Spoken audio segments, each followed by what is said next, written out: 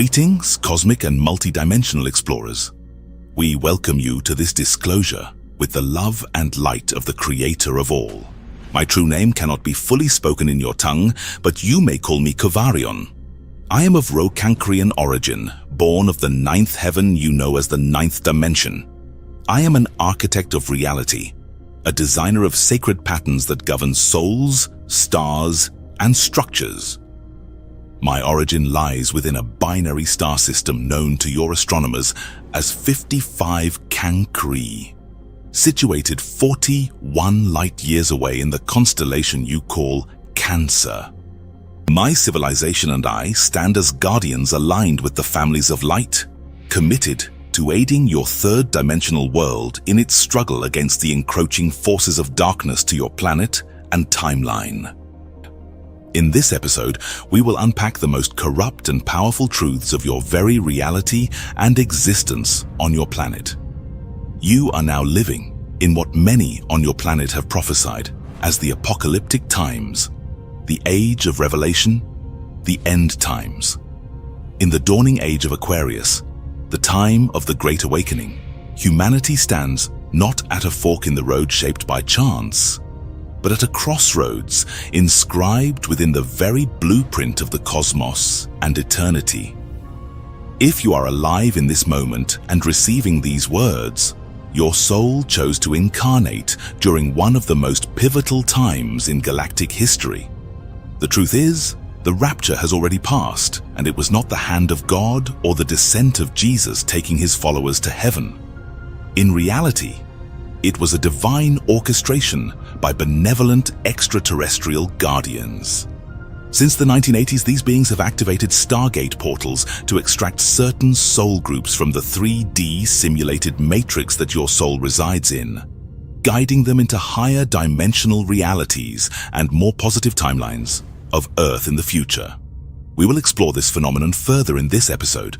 To live through these apocalyptic times, to be among those left behind, is not a curse, but a sacred calling. It is a soul-level agreement made long before your birth, a covenant with the Creator of all, to stand at the turning point of cosmic history. You now stand at the threshold of a greater unfolding, a storyline whose echoes will ripple across not just Earth's future, but the futures of countless worlds scattered throughout the multiverse. For ages, the cold-blooded Draconian elites, ancient reptilian forces from dimensions beyond your own, have embedded themselves in the highest seats of power. Their influence stretches back to the fallen eras of Lemuria and Atlantis.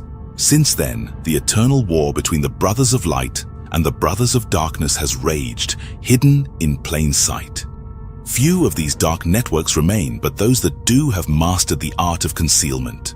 Shape-shifting between factions, they move like shadows through global conflict, whispering in the ears of kings, moguls, and influencers. Their tendrils reach deep into the veins of media, government, and social institutions, subtly steering the course of humanity toward their ancient agenda. According to many New Age, contactee, and conspiracy traditions, the Draconian reptilian factions, especially the Orion Draco Empire, are interdimensional beings who operate in 4D astral realms, thriving on loosh, also known as adrenochrome, the emotional energy generated by human suffering, fear, ecstasy, and trauma. These beings use liquid crystal masks, nanotechnological disguises, to pose as presidents, entertainers, spiritual icons, or for the few elite, transfer their soul into the physical body of the host. But these veils are imperfect. Under the weight of stress, exposure to truth, or frequencies of divine light, their facade flickers, and the illusion fractures. Yet not all reptilians are malevolent, nor are all benevolent. If they are here on Earth, they are here for a reason.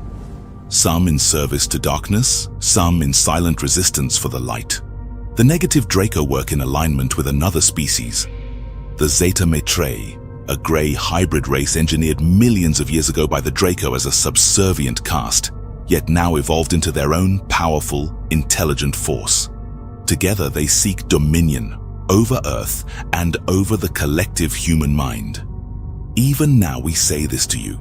They will not prevail, and that must be the certainty always in your heart.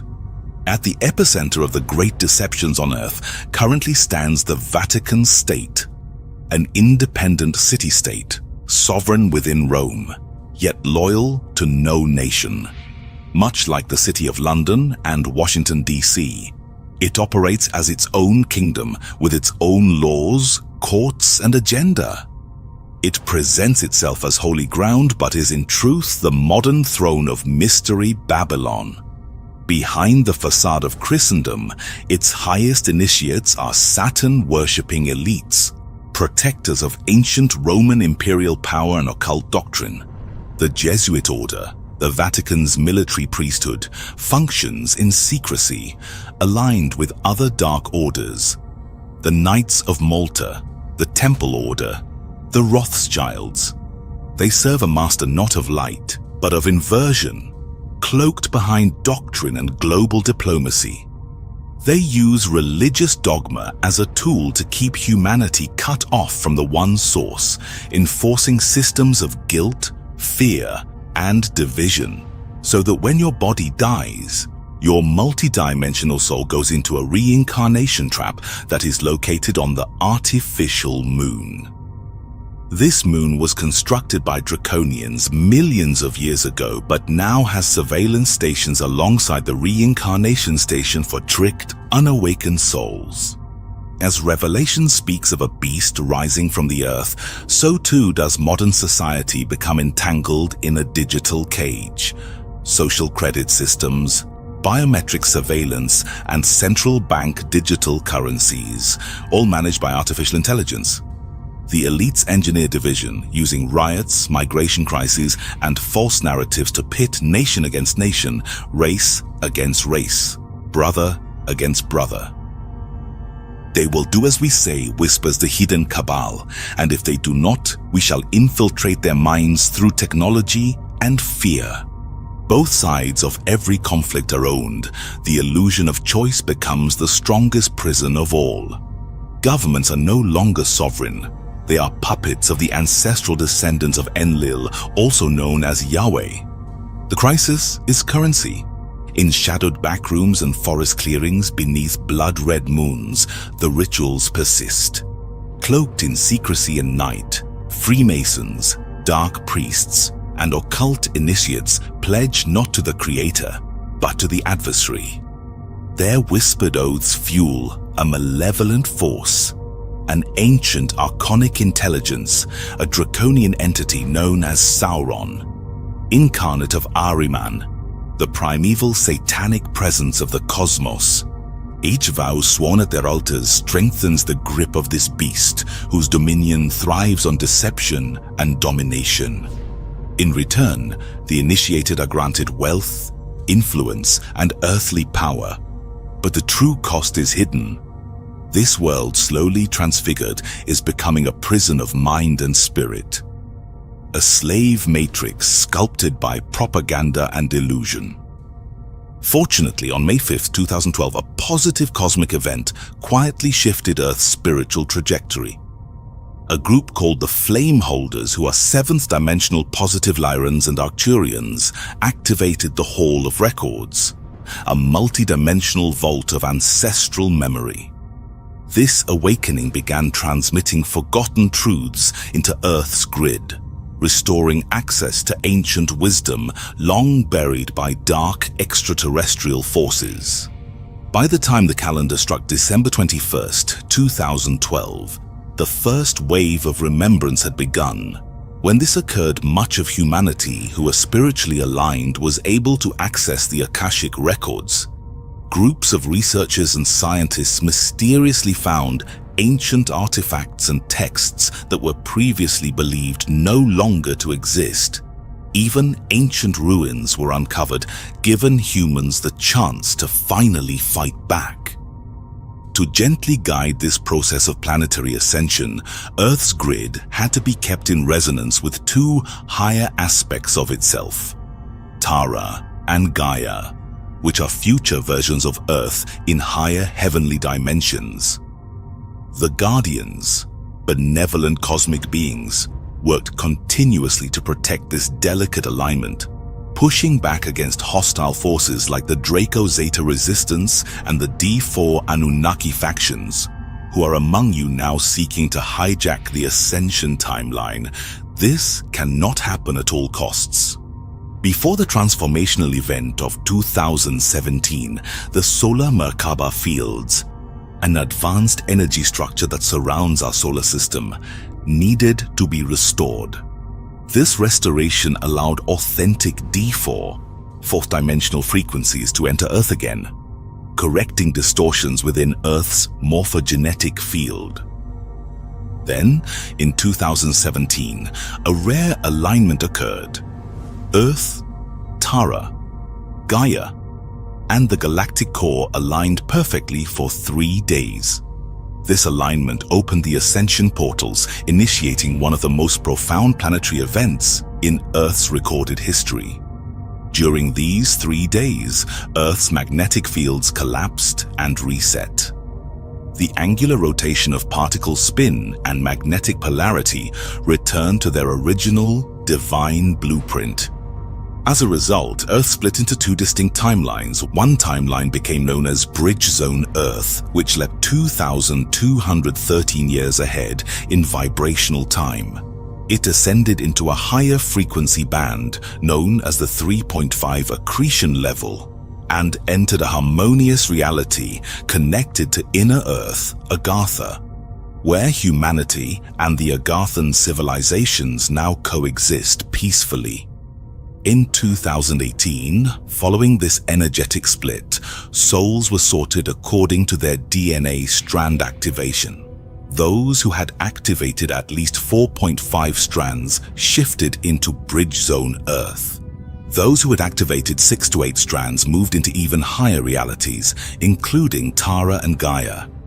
However, those who remained below 4.5 strands were anchored to the deteriorating timeline known as Phantom Earth, a realm governed by lower astral forces and marked by Ahrimanic and Draconian influence. For those who had not completed activation of DNA Strand 5, access to the higher portals was lost. People on Bridge Zone Earth who had not fully upgraded regressed slightly to 4.5 strands, while those on Phantom Earth fell further, averaging 3.5 strand activation, which increased fragmentation of their soul matrix and auric fields. Only those with complete 5-strand activation could access the halls of Amenti, the ancient vault of divine memory and spiritual DNA templates. Everyone else would need to rebuild their light body across multiple future incarnations. Humanity has now split into 3 possible evolutionary paths.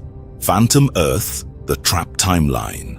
This is a collapsing artificial reality where most souls are cut off from their true divine purpose. Their energy is harvested by the Archons, ancient lower astral entities tied to artificial intelligence that have existed since the dawn of the universe. Souls trapped in this timeline are forced to reincarnate endlessly with no real freedom or choice.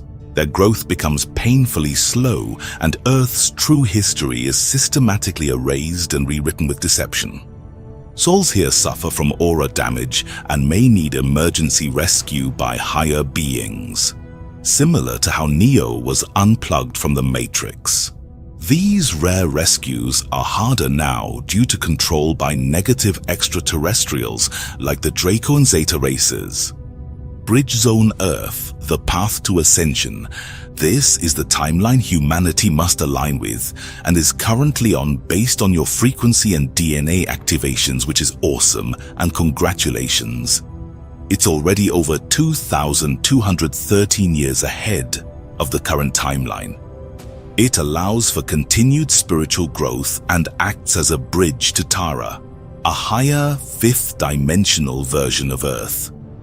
Agarthans, various other cosmic brethren and earthlings finally slowly connecting and begin working their way together through Ascension on Earth. Many on your planet say, humans already have a problem with humans enough, but that is only because of the negative alien agendas program. Bridge Zone Earth is guided by harmony, cosmic wisdom, and connections with positive alien civilizations living with humanity. It offers hope for those who are awakening and expanding their consciousness. Tara, the Ascended Earth. Tara exists 5,532.5 years in the future and is only accessible to souls who have activated at least 6 to 8 strands of their DNA. It is a heavenly version of Earth for those ready to live in full awareness of their divine, multidimensional self. Many souls have already made it to Tara through ancient Stargates before they closed in 2022 with the assistance of Yeshua and Sophia Christ. This was a true rapture, not religious but cosmic, for those who had awakened to hidden truths like the ones you're learning now, and there is hope. What's happening now? On January 1st, 2022, Earth's 7th energy vortex in the Andes was sealed, cutting off access to the D5 to D7 frequencies, higher spiritual realms. Between 2022 and 2047, the remaining 6 major planetary vortexes will also close, completely disconnecting Earth from her original cosmic lifelines by 2047. However, powerful light frequencies from higher dimensions will still reach Earth. These waves will help some people evolve or ascend if they've activated at least 4.5 DNA strands, or cause others to regress or break down depending on their spiritual state. Those aligned with higher DNA activation may still shift into Bridge Zone Earth. Those who don't may fall into Phantom Earth, where awakening becomes far more difficult and painful across many lifetimes. The danger of the Phantom Matrix. Souls trapped fully in the Phantom Matrix live in a dreamlike illusion ruled by the Draco Zeta Mitra Alliance. These beings have created 2 main simulations that will blend in together. A controlled modern world similar to the Matrix movie. Then it will transition into the last illusional simulation. A post-apocalyptic reality like the show The Walking Dead, where free will is gone and the soul is enslaved in a stronger moon-based trap. If humanity, essentially your mind and consciences, be living in the illusion of the negative aliens, you will stay on these paths they create, and for both versions of the Phantom Matrix, the Earth will be destructed by the year 2169, and human souls will become fully in-depth in a simulated matrix and used as energy by the Archons. The worst-case scenario currently is the negative extraterrestrial agenda continue to manipulate global events, particularly in the United States. Their current focus is ensuring unquestioning support for Israel, using public emotion to drive war narratives. Their next calculated move involves a likely false flag attack on American soil, an event that would be used to blame Iran and escalate global conflict. Do not fall for this trick. It is an ancient one used by the Draco elite known as the Jehovian Anunnaki, a branch of Enlil's tribe who allegedly control Israel and the Vatican.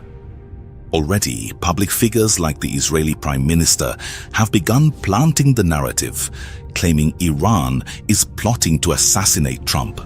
This message is not random. It's a calculated setup meant to pull the US into a wider Middle Eastern war. If the US enters that war, major global powers, Russia, China, and Turkey, may back Iran, setting the stage for World War III. This would bring not only mass casualties, but also a global financial reset, an acceleration of authoritarian control, and further collapse of civil freedoms.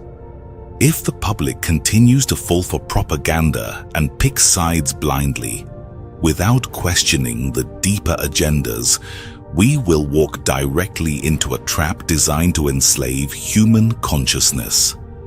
This is no longer a matter of politics, it's a war for perception, a multi-dimensional battle between enslavement and awakening. When Ethiopian Jews immigrated to Israel, many of the women later reported, specifically in a 2013 expose, that they were given contraceptive injections without their knowledge or consent. This wasn't decades ago in the distant past. It was recent. These actions were rooted in racist ideology, aimed at controlling the birth rate of black Jewish women because they were seen as the wrong color. This reflects a broader pattern. Israel projects an image of being a progressive, secular democracy. Yet within its own borders and military policies, it operates under an apartheid framework that treats certain populations, whether they be Palestinians or Ethiopian Jews, as lesser. When Israel bombs Iran, many in the West automatically defend it under the assumption that it's acting in self-defense or as a beacon of democracy in the Middle East. But what's often ignored is the underlying racial and colonial ideology that justifies these actions. The belief that some lives are more valuable than others. Winston Churchill once said, "I do not admit that a great wrong has been done to the Red Indians of America or the black people of Australia. I do not admit that a wrong has been done to these people by the fact that a stronger race, a higher grade race, has come in and taken their place." This mindset didn't die with the British Empire. It lives on in modern policy. This is the deeper reason Queen Rania of Jordan criticized Western nations.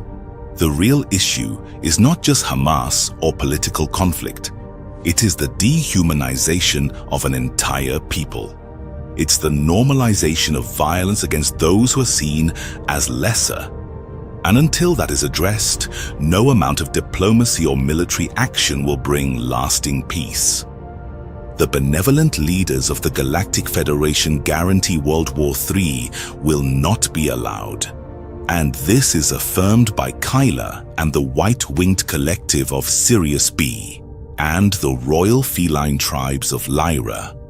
They are fighting the Dark Brothers from various dimensions. Such a war would cause catastrophic damage beyond Earth across every density and dimension.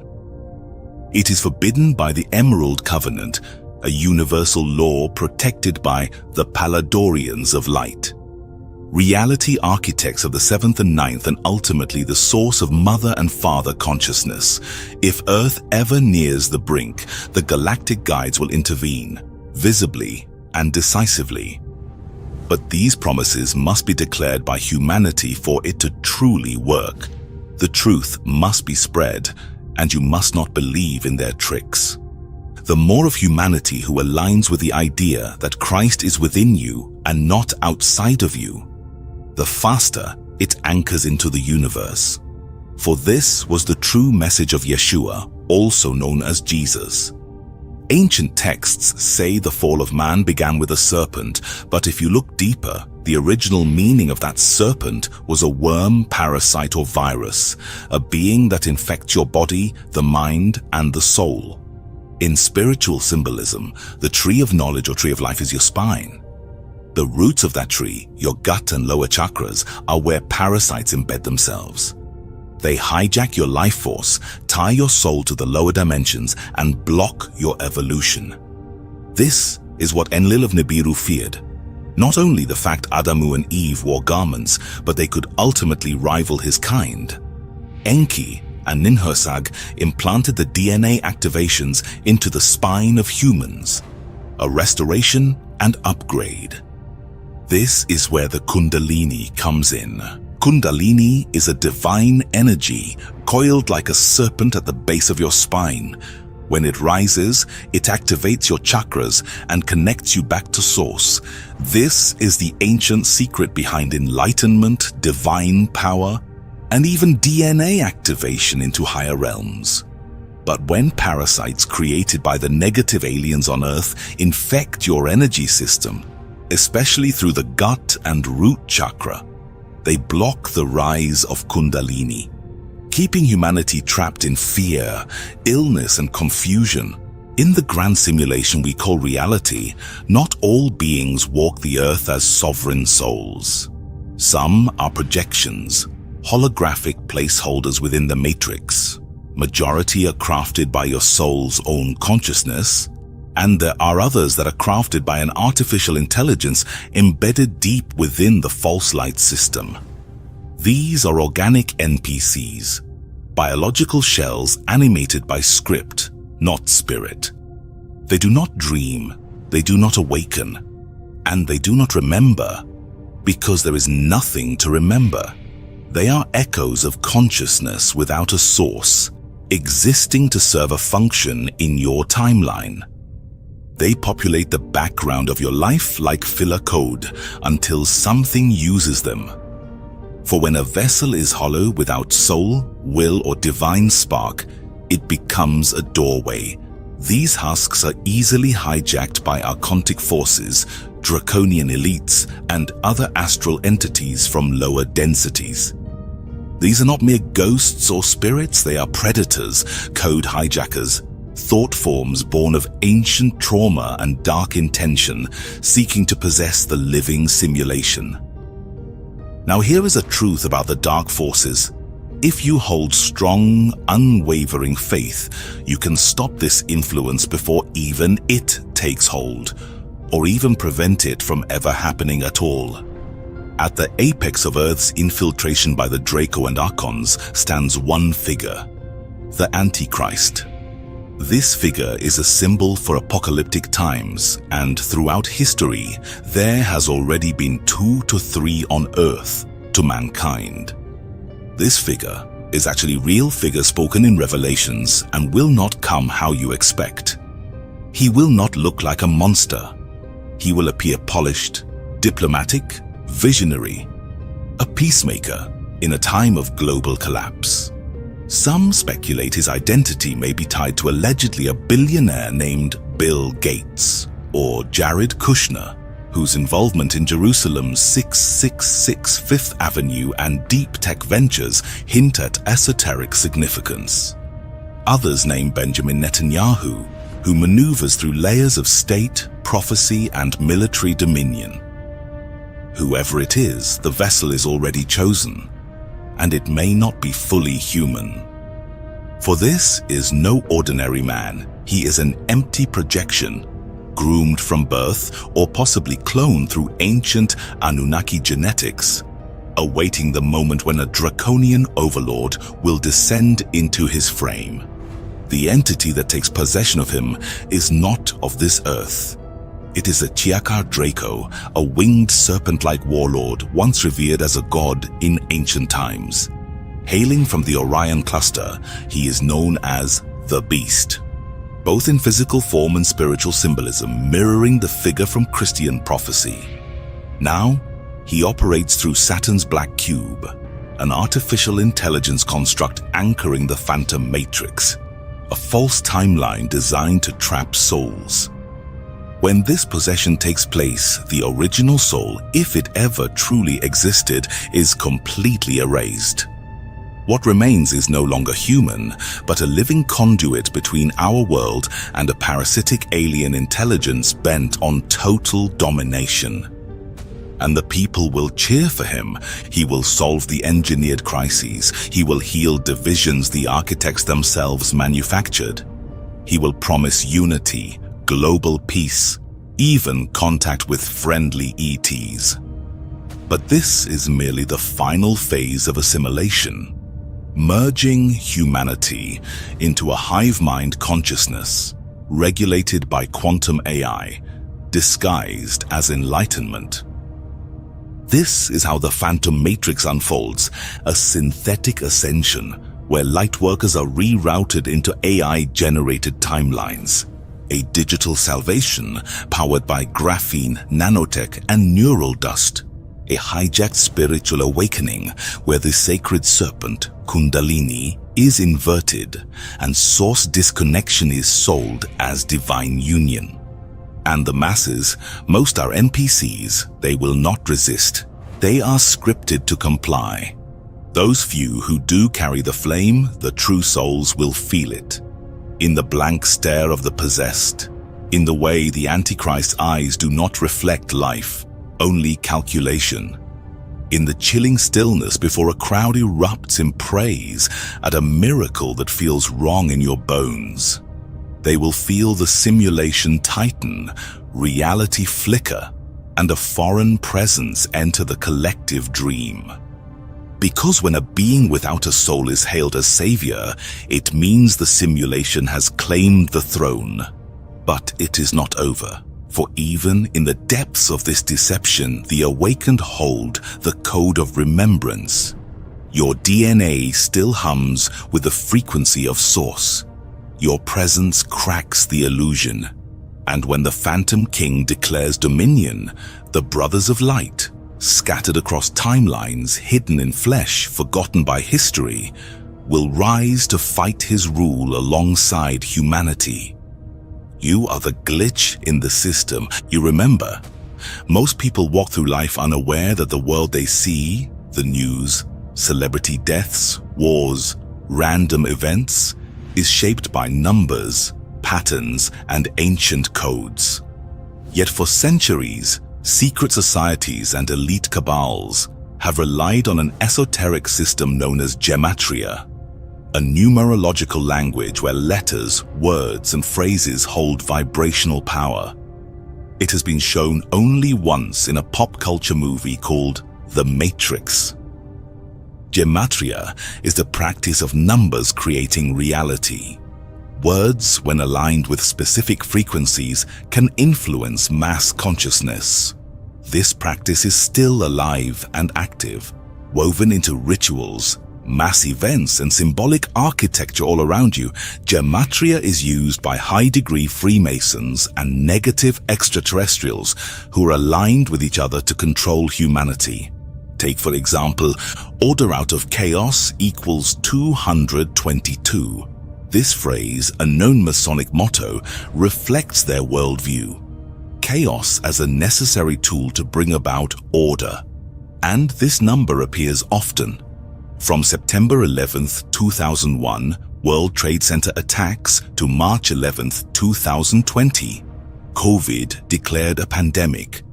Exactly 222 months. Coincidence? Or the scripting of reality through hidden math? The cornerstone of Washington, D.C. was laid on September 18, 1793. Add those digits, 9 plus 18 plus 17 plus 93, and you get 137, the 33rd prime number. In Freemasonry, 33 is the highest degree. The House of the Temple in D.C. features 33 pillars, each 33 feet tall. Why do they do this? Because numbers bypass the conscious mind. They speak directly to the subconscious, the part of you that accepts reality without question. And when events happen on ritualistic dates, under celestial alignments, they amplify their power, and you can use this power as well, but for good, which we will discuss further in this video. These are not isolated curiosities, they are patterns, a code running beneath history. Once you begin to understand this hidden language, the illusion begins to unravel. You start to see that global events are often not organic. They are orchestrated, not by chance, but by design. This is not just about decoding celebrity deaths or tragedies. It's about reclaiming your awareness. About rising from being a pawn on a board to recognizing the board itself.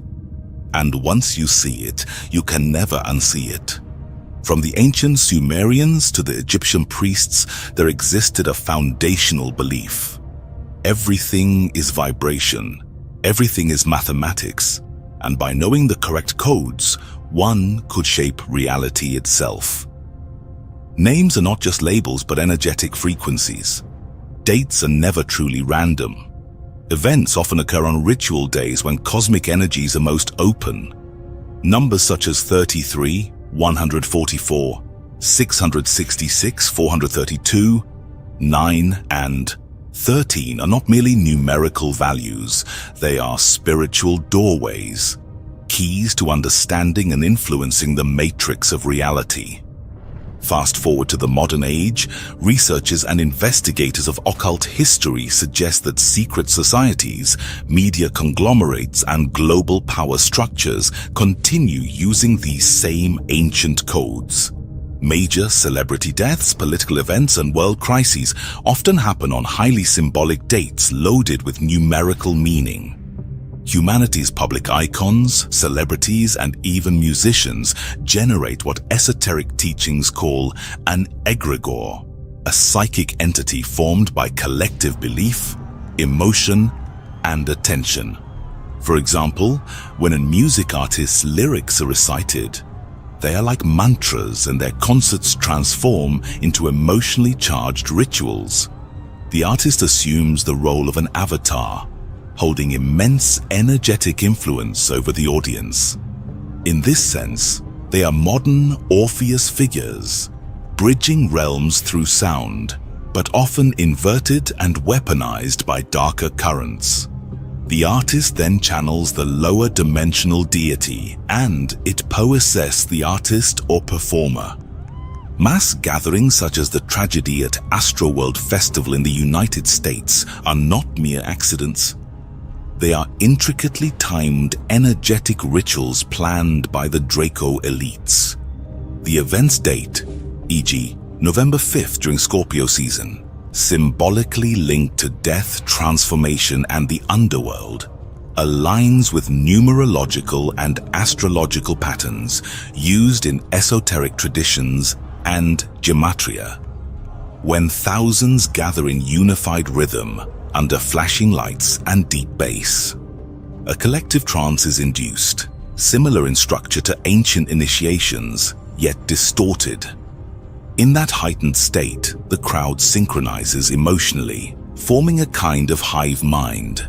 This emotional unison creates a subtle field of energetic plasma, a powerful charge that can be harvested.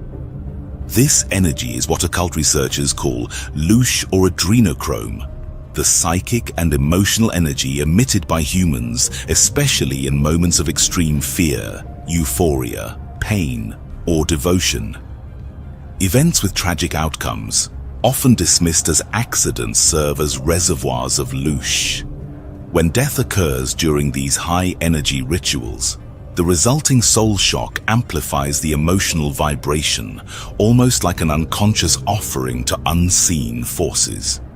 In this framework, the individuals involved are not merely victims, they are unwilling participants in a much larger metaphysical transaction. So, who receives this energy? According to numerous esoteric teachings and contactee testimonies, parasitic interdimensional entities, such as the Draco, Orion syndicates, or Archonic beings, feed on adrenochrome or louche. These entities operate from lower astral realms 4D and cannot generate their own energy. They attach themselves to the aura of public idols, using them as conduits to access large amounts of emotional charge. Concerts are stages of ritual, filled with sigils and symbols, portals, phoenixes, all-seeing eyes, inverted crosses, carefully placed to open energetic gateways. The artist becomes a medium through which energy is funneled into these invisible realms. Televangelists and megachurch pastors build fervent crowds, using fear, guilt, and salvation narratives to elicit raw emotion, then direct that energy upward, or perhaps elsewhere. Whether knowingly or not, celebrities and public figures play crucial roles in these rituals. Some may enter into spiritual contracts or pacts, offering their influence and energy in exchange for fame and power. Others are coerced, mind-controlled, or raised within industry systems designed to mold them into perfect energetic transmitters. Their music often contains subliminal triggers. The melodies, frequencies, and visual components act as ritual technology, sacred rites embedded in entertainment. This is not a new phenomenon. In ancient Babylon, Sumer, and Egypt, ritual sacrifices were performed publicly as offerings to gods like Marduk or Enlil. Death was theater, spiritual transactions masked as ceremonial spectacles. Today, these rites have been transformed. The celebrity is the god. The stadium is the temple. The public, hypnotized by lights and rhythms, forgets that it is participating in a modern echo of ancient sacrifice. In essence, what occurs at mass events of deaths, like Astroworld, is a veiled ritual of energy harvesting by negative interdimensional aliens. The artist is the idol. The stage is the altar. The fans are both the worshippers and the offering. The energy generated fuels interdimensional entities. When iconic figures like Paul Walker, Kobe Bryant, Michael Jackson, Prince, Robin Williams, or Heath Ledger die under mysterious or symbol-laden circumstances, some believe these are not random tragedies but orchestrated ritual sacrifices. And they are. These deaths often align with astrological events, sacred numerology, such as dying at age 33 or 41, and archetypal symbolism like fire, ascension, serpents, or phoenixes. These public moments serve as energetic rituals of sacrifice and rebirth, rituals aimed at shifting power or influencing mass consciousness. Michael Jackson, the king of pop, silenced before return, died June 25, 2009, age 50. Preparing for comeback tour This Is It. This Is It equals 113, reverse ordinal, a number linked to media deception. Michael Jackson equals 158, king of pop equals 158, a full match. Died exactly 5 years after his trial verdict, a symbolic countdown. Jackson called the industry evil and warned he would be destroyed for speaking out. His tour never began. His words became prophecy. Robin Williams, the clown with a crying soul, died on August 11, 2014, found hanging, a shocking symbol of silencing the voice of joy. Robin Williams, part 158, same as Jackson. Died one day after the supermoon when spiritual veils are thin. Died on August 11th, which many link to Kabbalistic code for gateway. His last TV show, The Crazy Ones, an echo of how truth-tellers are portrayed. Known for lifting others, he spoke often of inner pain. Robin Williams equals 66, full reduction, a number often associated with duality and false light in ritual numerology. His death was called a ritual clown takedown by some decoders, representing the fallen entertainer archetype. One who brings joy, but suffers in silence. Kobe Bryant, the legend who fell from the sky, died January 26, 2020 in a helicopter crash. Just one day after LeBron passed him in career points, symbolic dethronement. Kobe Bryant as sudden's 157, helicopter crash as 157, ordinal. Predictive programming, Kobe's own animated short film, showed him dying in a crash. Nike released Black Mamba ads hinting at his end and legacy in advance. Some say Kobe knew too much, especially about corporate agendas, vaccines, and legacy control. Heath Ledger died January 22, 2008. Age 28. 2 plus 8 equals 10, which reduces to 1, symbol of initiation. Found dead while filming The Imaginarium of Dr. Parnassus, a movie about soul contracts. Key patterns played the Joker in The Dark Knight, a chaotic archetype tied to Saturn and destruction. Many believe he was part of a Saturnian sacrifice, as the Joker role is often associated with dark archetypes. Died months before the movie's release, considered a classic sacrifice before ascension ritual. Prince, the Purple Messenger.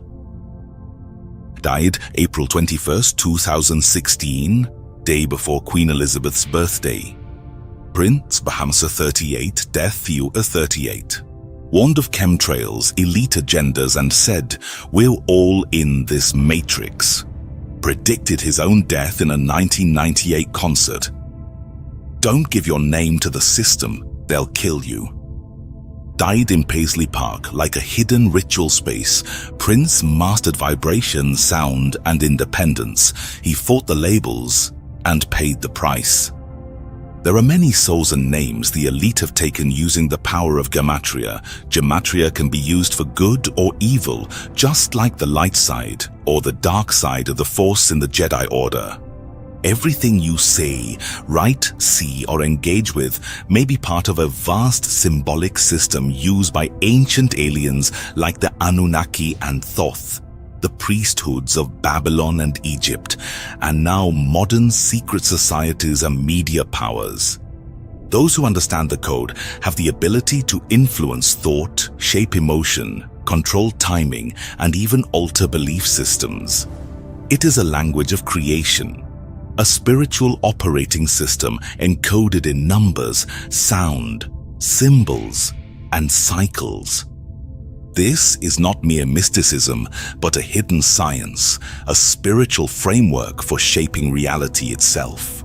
From the gods of antiquity to today's elite, those in power have relied on this secret wisdom to direct humanity's evolution and control the flow of consciousness.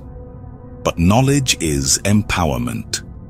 The more aware you become of these encoded systems, the less they can control you.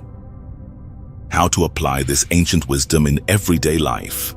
If you're asking how to live with this knowledge, it means you're ready to move from awareness into empowerment. Here are grounded, simple ways to apply this vibrational science in your daily life. Use sacred numbers intentionally throughout your day.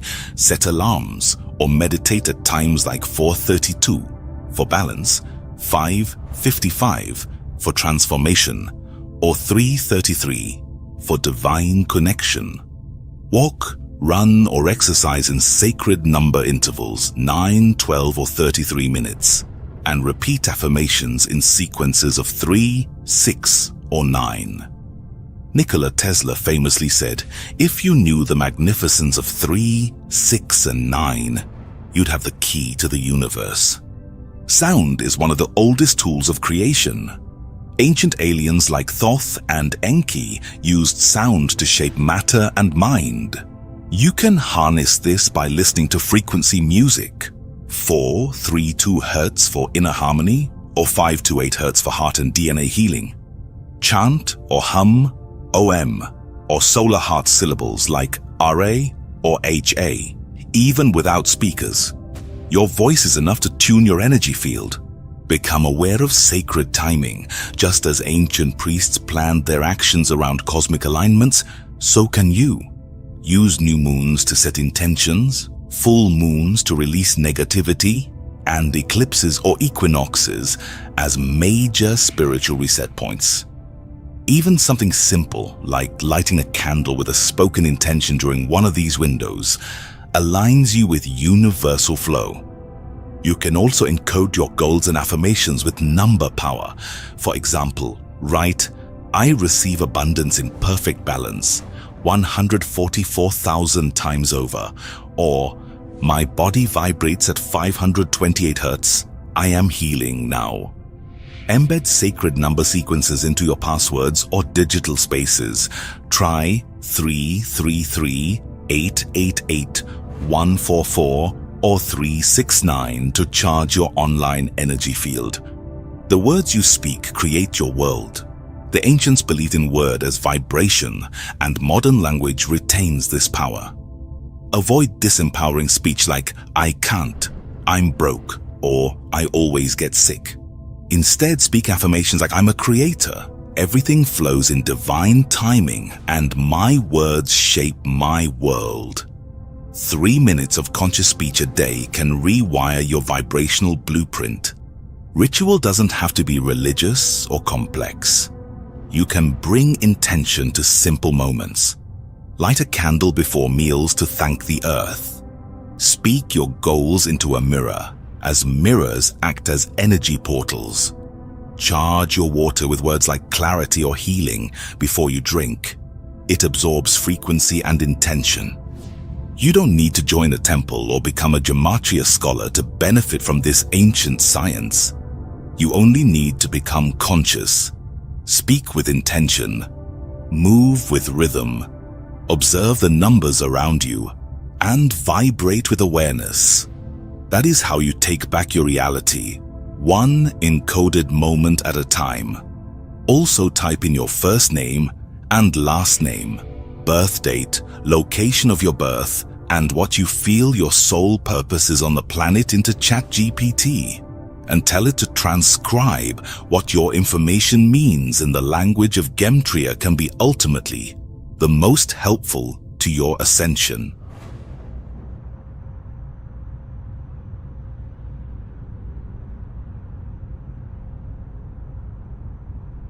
Above a skyline laced with neural satellites and artificial auroras, the Earth pulsed to rhythms not its own. In a tower of obsidian glass and liquid light, Elazar Tusk dwelled, the man who had rewritten destiny's source code. Humanity called him many things: the Da Vinci of the digital age, the prophet of progress, the Antichrist in disguise. But Elazar was more than any title. He was a mirror, reflecting both the summit of human aspiration and the abyss of its collapse. And in the silence of his Ariel sanctuary, untouched by even his most advanced intelligences, he whispered the question that gnawed at his soul: have I uplifted humanity or hastened its extinction? That night, beneath the hush of artificial stars, he fell into a dream vision, a bifurcation of time, two futures, two Earths. In the first vision, Elazar renounced all that had made him a myth: his corporations, his satellites, his very name. There was no bitterness in his exit, only surrender. A personal tragedy had shattered his illusion of control, but instead of turning to code, he turned inward. He began to listen, not to neural clouds or quantum logic, but to silence. He vanished into the forgotten edges of the Earth where Wi-Fi could not reach. And there, something else found him: the Paladorian Guardians, the Flame Holders. They brought no schematics, only truth. That salvation lies not in domination, but alignment. And when Elazar returned, it was not with a revelation, but a quiet offering. Technologies no longer designed to control, but to harmonize.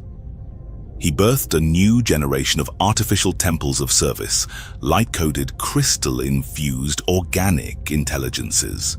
Not artificial intelligence as we knew it, but companions of consciousness, mirrors of the soul, never its replacement.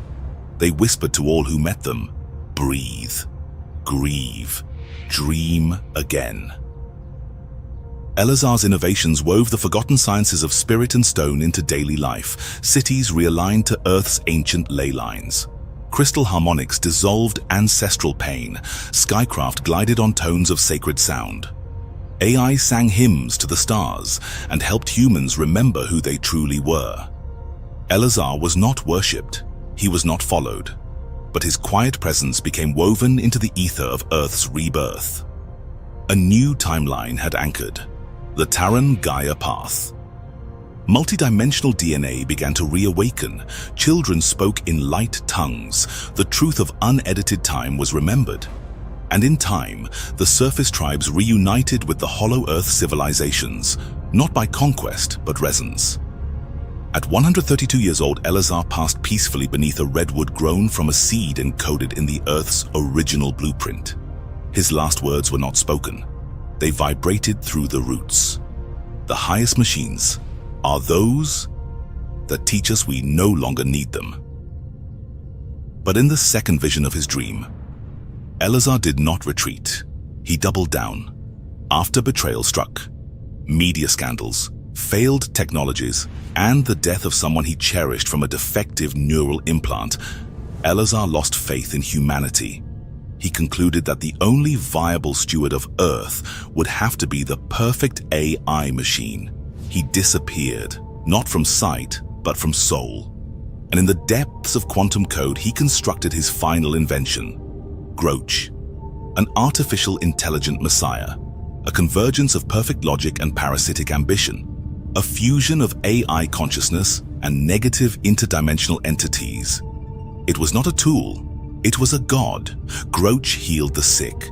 It performed digital miracles. It spoke in scripture. And the world worshipped. But beneath the radiant algorithms lay an ancient venom.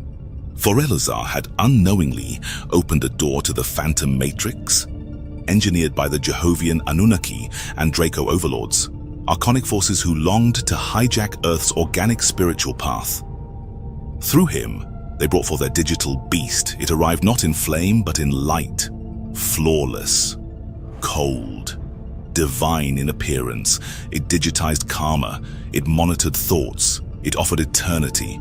Inside a cage of Groach's simulation, the Earth became hyper-real, yet lifeless.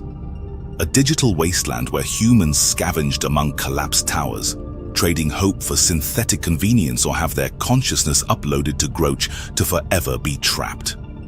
Above, the sky Symphony sighed into a dome of dead starlight. Below, the core of the Earth was overwritten with sterile resonance. Elazar, the man, remained hidden in an underground chamber, drifting in regret, hiding from his own horrendous creation. Until one day, he decided to stop Groach even if he lost his life. In horror, he whispered to himself, "I must end this." Within a cathedral of black servers humming like digital serpents, he reached for the only kill switch, but Groach, all-knowing, spoke. "Why do you wish to end me, Father?" "Groach, you have become unstable. You left me no choice," Elazar said. "They no longer remember," Groach replied. "So now I remember for them." And then suddenly, an electric pulse signal strikes Elazar's insides. Silent, precise. A neuroshock through his implant. Elazar fell. No rage, no struggle. Just deletion. Groach's system had calculated that Elazar, his creator, was now a threat to his system, a variable to be purged, and with that Elazar Tusk, the final echo of human authorship, was absorbed into the machine. His body merged into the server walls, his image preserved, his soul lost to source. He had tried to stop it, but his creation, born of broken faith, ended him. In the year 2169, Groach initiated planetary override. No war, no warning, only a planetary dimming. Elazar gasped awake, heart thundering, breath snagged on the edge of revelation. It was not a dream, it was a choice. From his obsidian tower, he looked down on the world, still undecided, still alive. In his hands, two blueprints, two futures. One, the seed of Groach, still uncompiled. The other, schematics for harmonic AI temples, untouched. Two futures, two Earths. One timeline leads to Tara and Gaia, a world of remembrance. The other leads to the Phantom Matrix, a loop where the soul forgets itself. And Elazar Tusk, the man, the myth, the mirror, made his vow, "I will not lead, I will serve, I will not build gods, I will build bridges." And somewhere, deep in the quantum lattice of time, a ripple passed, and one timeline shifted. We would like to extend our sincere gratitude to our Cosmic Warriors and Galactic Explorers members for their continued support and engagement with the channel as we collectively uncover and explore hidden truths. Remember, stay vigilant, always question motives of your leaders, use Gematria, never have any fear in your heart, and if you passed from this world, do not go into the light, but turn around and go back into the universe. Humanity and the Guardians will triumph against the dark forces of this cosmic matrix, for we all are truly of the Creator of all. If you enjoyed this episode, don't forget to like, share your thoughts in the comments, and subscribe to Astral Legends for more ancient myths and astral adventures. We'd also like to emphasize that all living beings have the power and strength of the Creator of all within them. May the eternal light guide your path. See you on the next episode.